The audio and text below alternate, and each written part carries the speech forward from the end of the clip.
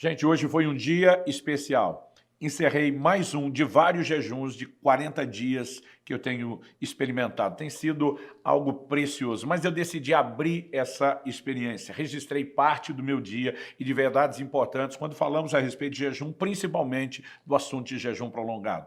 Quero dividir essas verdades com você. Primeira verdade que eu quero compartilhar com você é algo que nós precisamos mudar o paradigma e desmistificar isso. Muitas pessoas honestamente acreditam que elas não podem compartilhar que jejum. É quase como se fosse ou um pecado ou uma maneira de perder a benção. Eu quero te provar que nós temos entendido errado. Em primeiro lugar, Jesus não nos proibiria de contar que jejuamos se ele mesmo nos contou. Ele estava sozinho no deserto e fez questão que o registro da sua experiência ficasse lá. Por que Jesus faria isso? Em primeiro lugar, ele não é incoerente de nos mandar fazer uma coisa que ele não faz. Então, nós precisamos entender que ele queria que soubéssemos que ele jejuou. Por que ele queria? É só olhar o comentário que ele faz quando lava os pés dos seus discípulos e diz, eu vos dei exemplo para que, como eu fiz, vocês também façam. Jesus não ensinaria nada que ele não desse um exemplo prático. E ele não ensinaria os seus discípulos a jejuar sem dar o exemplo prático de jejum. Nós precisamos entender isso. Não apenas os 12 que caminharam com ele e viam as suas experiências, seu tempo de oração, mas cada um de nós que não teve um contato físico com ele, mas precisaria ser inspirado por ensinos como o de Mateus 6,16, quando jejuardes. Aliás, Jesus não disse se, ele diz quando, e ele esperava que nós fizéssemos. Então vamos entender algumas coisas. Em Mateus, no capítulo 6, quando Jesus fala a respeito de não tocar trombeta, ele está falando de uma questão, em primeiro lugar, de motivação, de gente que procura reconhecimento, autopromoção, vanglória, e ele não falou disso apenas em relação à questão do jejum, ele falou em relação às esmolas, ele falou em relação à oração. Então, o mesmo texto que diz que a gente não deveria orar diante de outros apenas para ter o reconhecimento de que somos gente que ora, nos mostra orações que são feitas em público. Ou seja, o problema não é orar em público na frente de outros, é fazer isso na frente de outros apenas querendo que eles vejam. Então, o cerne do problema diz respeito à motivação. Aliás, o capítulo 6 vem na continuação de ensinos anteriores de Jesus.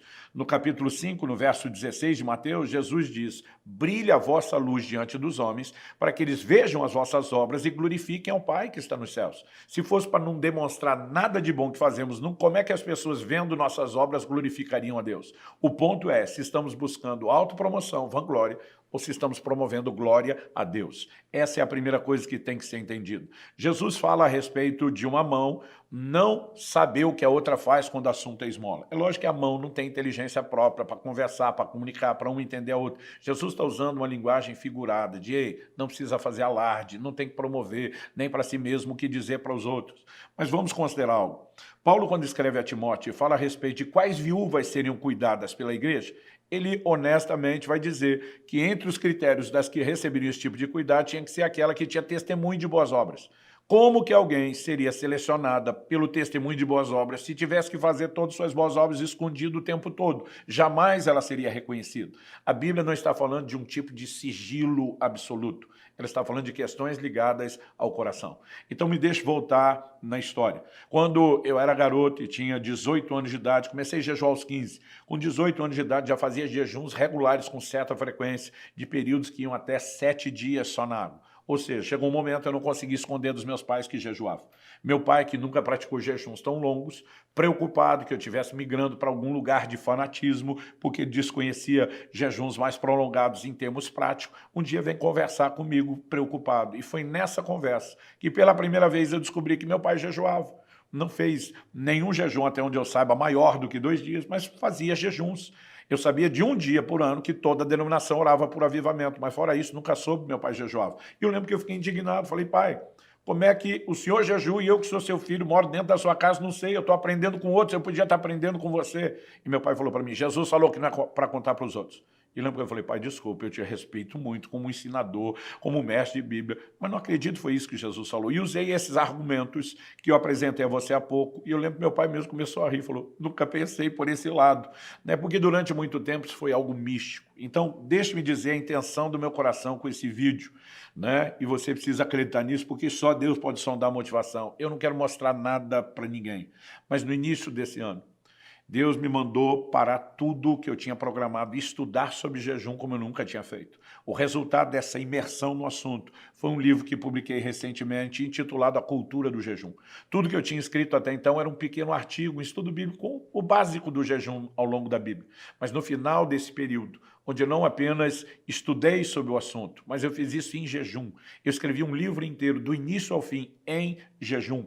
E no final desse período, um livro de quase 300 páginas saiu. Honestamente, eu tenho jejuado ao longo de uma vida, mas se eu pudesse voltar lá atrás, nos meus 15 anos de novo, com tudo aquilo que eu entendi a partir do início desse ano de 2020, eu teria jejuado muito mais. E eu lembro que eu fiz uma enquete para tentar medir a febre, como que estava o comportamento do povo, e nela, minha pergunta era muito simples: quem já fez pelo menos um jejum de 24 horas na vida? Ou seja, a pessoa não precisava jejuar com frequência ou regularidade. Se ela tivesse tido uma experiência só na vida, bastava. Isso é quase a mesma coisa que medir a vida de oração ou de esmola e perguntar quem já fez uma vez. Não é grandes coisas. No entanto, para minha surpresa, 59 ponto alguma coisa por cento, quase 60% respondeu nunca ter feito um jejum de 24 horas na vida. Eu me aventurei a fazer uma outra pergunta. Quem já jejuou de 3 a 7 dias? Honestamente, não especifiquei que tinha que ser direto, ininterrupto, nem só na água, mas, para minha surpresa, 86% atestou nunca ter tido uma experiência de um jejum desses. Apenas 14%. Eu lembro que, chocado com aquele resultado, eu fui falar para Deus: seu povo não está jejuando, não. E Deus me fez lembrar da conversa com meu pai.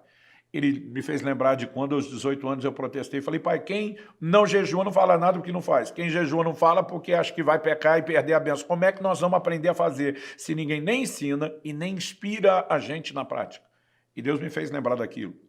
E ele falou: meu coração, se você estivesse falando mais, ensinando mais sobre jejum, muito mais pessoas estariam desmistificando o assunto, podendo experimentá-lo de forma prática. E no início desse ano eu fiz uma promessa a Deus: eu te prometo que eu não apenas vou jejuar como eu nunca fiz antes, mas que eu vou falar mais sobre o assunto, porque nós precisamos inspirar as pessoas. Então decidi reunir num vídeo informações desse último dia, o 40º dia do jejum. Minha rotina de ter pregado em 4 cultos, de ter me exercitado durante a tarde, a lógica de por que faço isso. Então algumas imagens virão enquanto tratamos desses assuntos. O primeiro dele é desmistificar essa ideia de podemos ou não podemos falar. Eu tenho visto minha casa jejuar.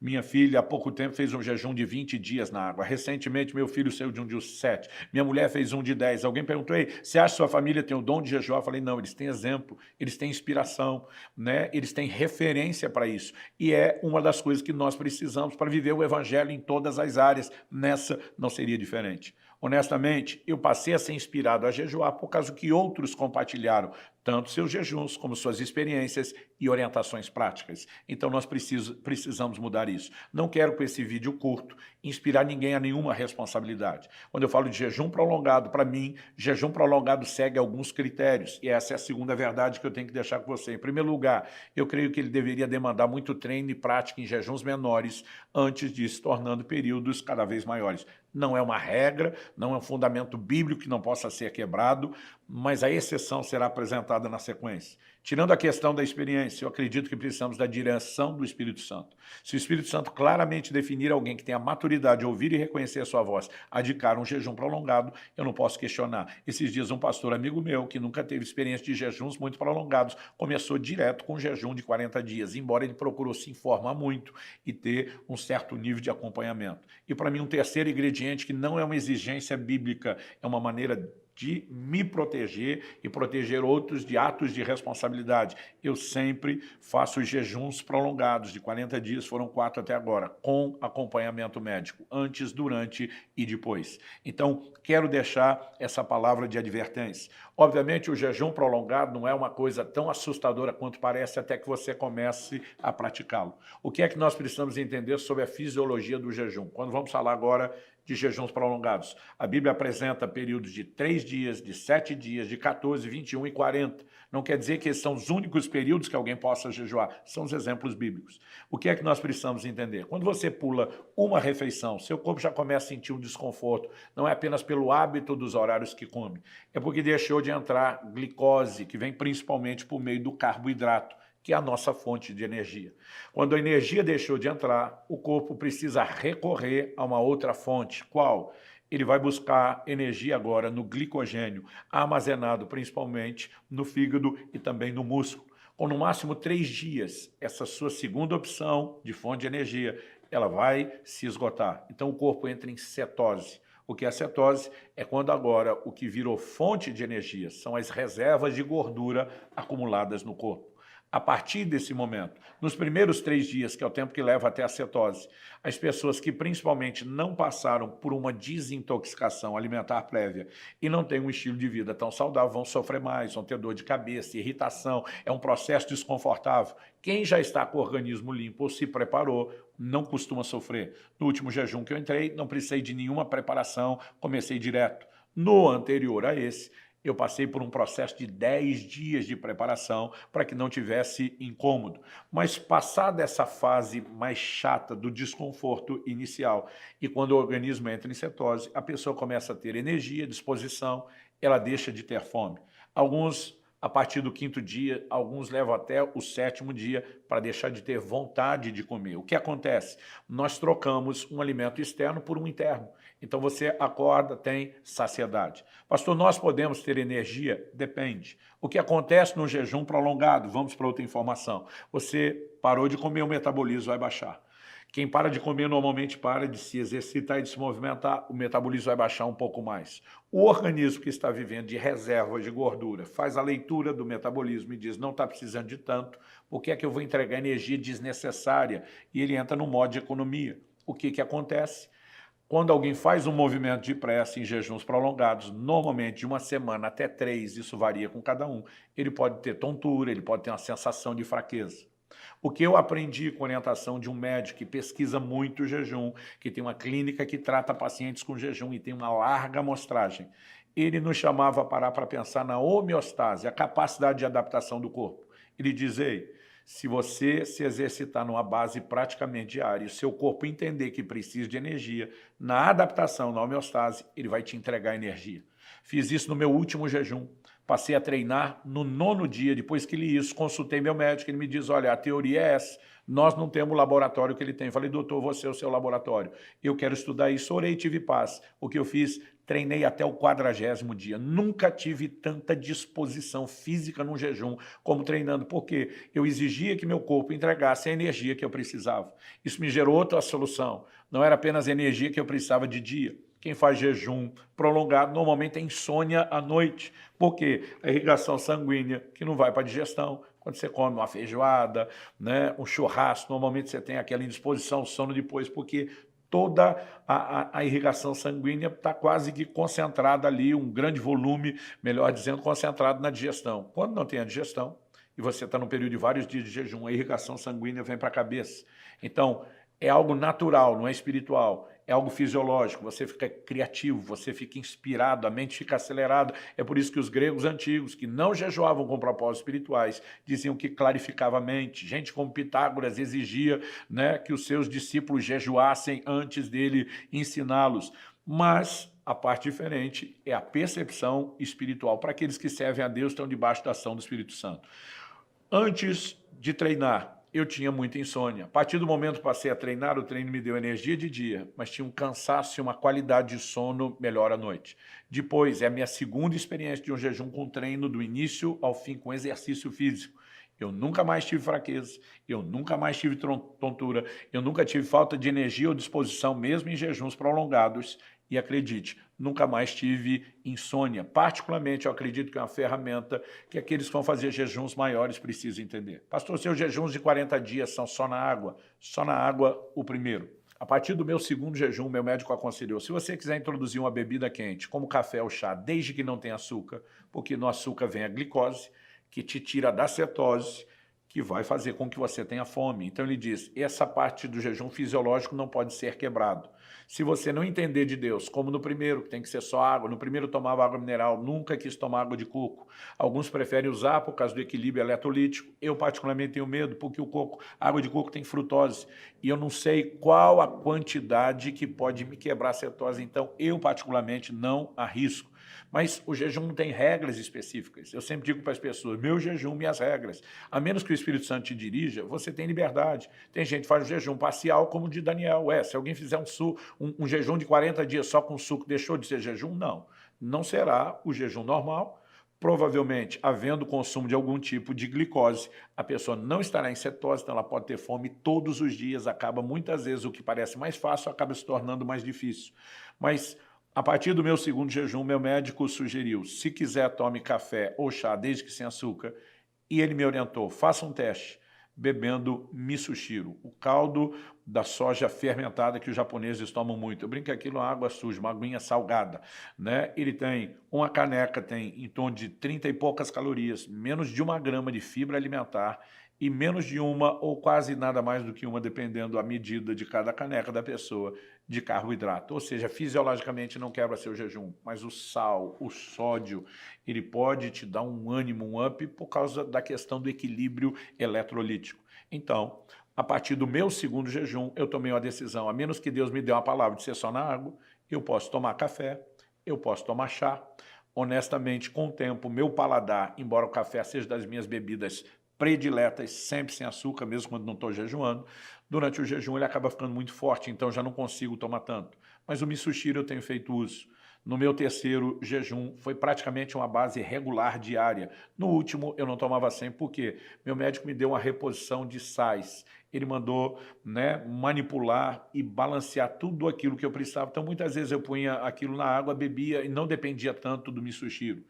Não importa se o jejum de 40 dias acontece só na água, se ele tem ingestão de chá, café e misoshiro. Sempre a minha perda de peso varia de 17 a 19 quilos. É a minha experiência. Tive um jejum, o primeiro só na água, onde eu perdi 16. Por quê? Eu fiz ele depois de uma dieta muito rígida de preparação, onde eu já tinha perdido 17 quilos antes de começar.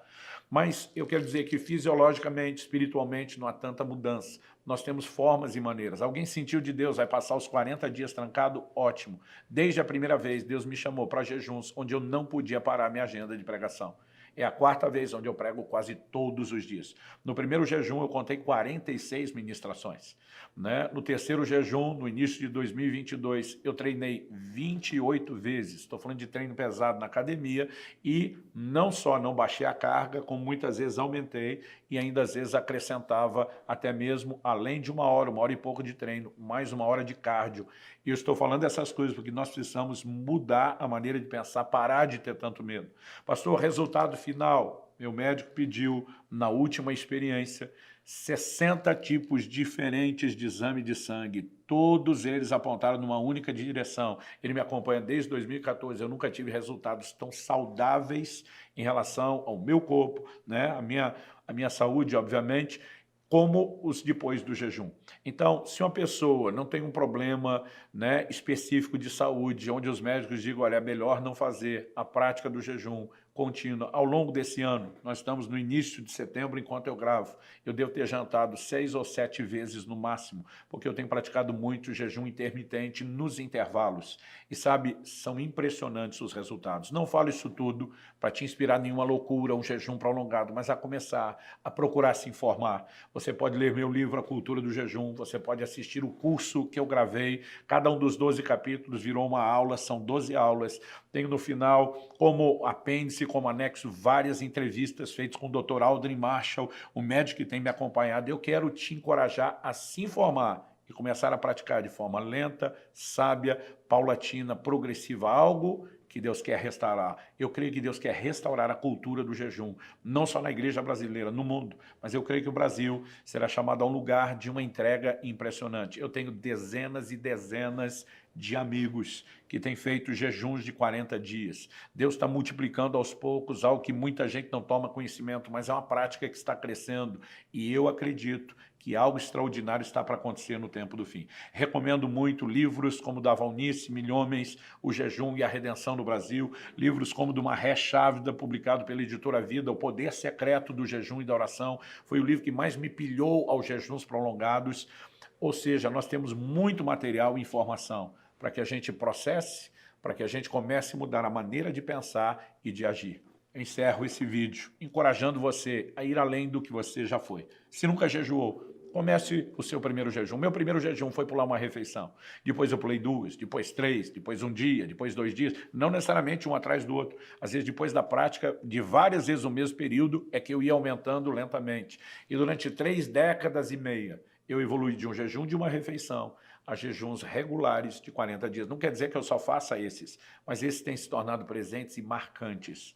Não falo muito das minhas experiências com Deus, que têm sido extraordinárias, porque não quero te inspirar a tentar ter a minha experiência. A experiência que eu tenho no jejum não repete na outra. Cada jejum é único, é singular. Eu tenho tentado usar apenas a oportunidade de trazer um ensino bíblico e explicações de ordem fisiológica que ajudem a melhorar a prática de cada um. Suas experiências, elas virão à medida que você pratica, e elas serão um ingrediente a mais. Elas não deveriam ser a nossa motivação. A motivação é buscar a Deus. As experiências são efeitos colaterais, são mera consequência. Que Deus possa inspirar, fortalecer o seu coração através dessa experiência que eu decidi compartilhar com você e desses insights principais a respeito do jejum.